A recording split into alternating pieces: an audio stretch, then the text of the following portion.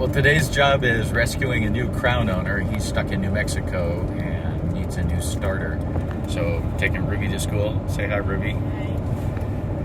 Drop Ruby at school, hit the road from Arizona to New Mexico. I took the starter out of our Crown and I'm bringing that along just in case his starter's really bad. I'm not sure it is. The person who diagnosed it told him he had 17 volts on his battery. That's not likely. So anyway, we'll see. I've got a starter just in case. I can loan him mine, get him back on the road again, and I will retrieve that later. I'll keep you posted and show you pictures and a little video of what we're doing. Well, it started out as a beautiful day and it definitely got less nice. I'm in Gallup. I'm about an hour away from the Crown Rescue here. I'll check in with you as I get there. I'm working inside the bus. At the Crowns, you got to take the starter out through the floor inside, which would be nice. See you. So this is a Crown with a Detroit two-stroke 671. It's got an Eaton Fuller transmission. There's the engine. There's the blower intake and the starter. And today we're going to change out the starter. So because of the way these are configured, you don't have to take this off on every Detroit, just depending upon how it's set up. But on these, the Crown, the engine is laying on its side underneath the middle of the bus. So in order to get the starter out, we got to take the blower intake off. This bolt, unfortunately, is the tough one to get out. Let me show you a couple things.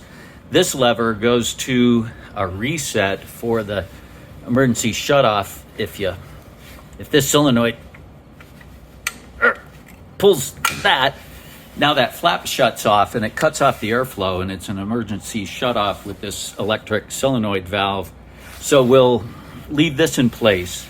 We got to take the little pin out over on this side and then take out these bolts. Unfortunately, this is a long bolt that goes through the air chamber, through the air intake, down into the blower box. And because of that, it's always sucking in moist air and everything else, and it tends to corrode. And it's pretty common that these will shear off when you're trying to get this out, in which case then later you got to drill it out. But for today, at least, we can get this off. Then we will disconnect the starter. You got the power wire here, the 12 volt positive. We got the ground, and nice thing on the Crowns is they don't just rely on the case of the starter for ground. They actually have a nice heavy ground cable, a negative lead that goes back to the battery terminals. So I'll get working on this and shoot a little more in a minute. So a little update. These bolts all come out pretty easy, and these two are longer than the other three. So I generally start on one side and work my way around, and that way you see you get the two short ones. This one's a little longer, and then these two, and so this is the bottom left. I just put them out in order. This one is tough. If you spray this with penetrating oil or something, Kroil or anything, unfortunately the Kroil can't get down to where the threads are, where it really matters. So this is either going to come out or it won't. One way it'll come off, and we got to take this out to get the starter slid out. And then once I take out this bolt, then we'll take these clamps off and move this out of the way. All right, back at it, and we got lucky. This turned a little bit, and I loosened it about a turn, and then I tightened it again, and then I loosened it and tightened it. I try not to just keep forcing it against the resistance, backing it out. I found that if you kind of go in and back and in and back a little bit, you can kind of grind off some of the corrosion that's locking it in place. But look at that. So that galled in there, that's galling, and so it actually took out part of the thread, but at least we got the bolt out without having to drill it out. So we'll get another bolt, and for now that'll be just fine. So this side, generally you can leave attached. You have to undo this, which is the reset lever that goes through the bulkhead over there, so you can get in from the compartment, and it's got that little pull tab, so that resets the emergency shutoff flapper in here. So you got to take that pin out just with the small little cotter pin and the big pin, and then undo these clamps.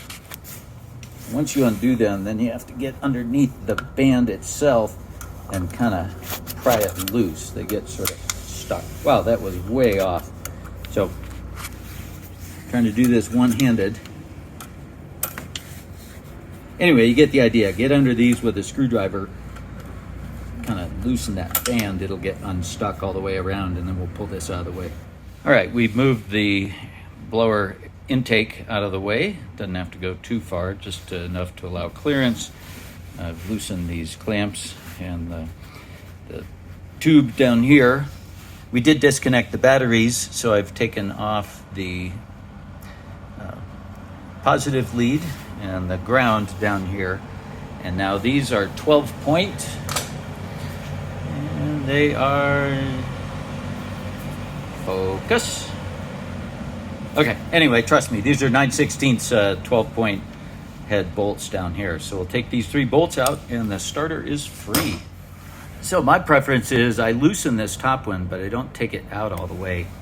And then I will take out the 2 bottom ones because this will keep it in place at least. And then I take this one out last.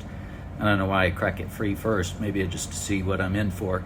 This one took a little bit of force, but it did crack free. And so we're in good shape. Starter is out. And over here, and putting the new one in is just the reverse of that. Can't see the flywheel, but it looks pretty good. The teeth look good.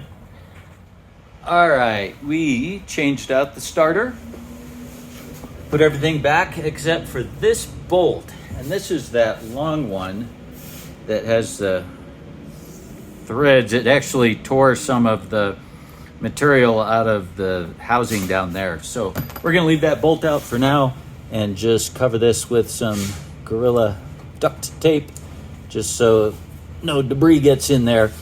That would be unfiltered air, not a big deal, but I mean, not a big deal out of a little hole like that. But anyway, that'll protect that. We still got to tighten these band clamps down here, and then this thing is ready to go. All right, just crank it for about 2 seconds.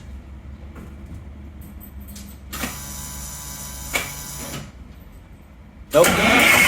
Okay, go ahead and move that again, though, that transmission linkage.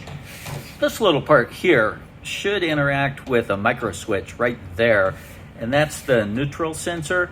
So if you ever find that you can't start it unless you're jiggling the shift linkage around, sometimes you've got to adjust that or adjust the position of the micro switch, but in this case, the micro switch is gone.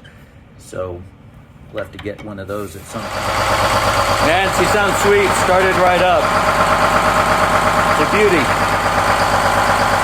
All right, we are leaving the truck stop. We just did a test drive down the road. I did a little training on how to downshift with a non-synchronized transmission.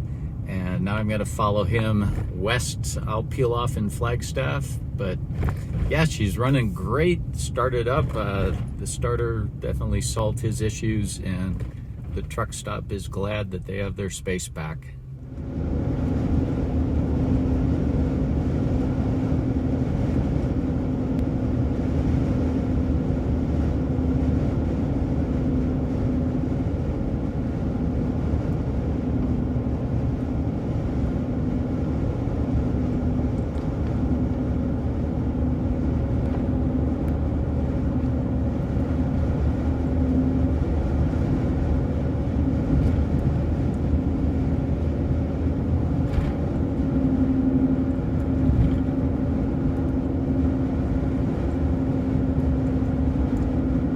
Yay, Arizona.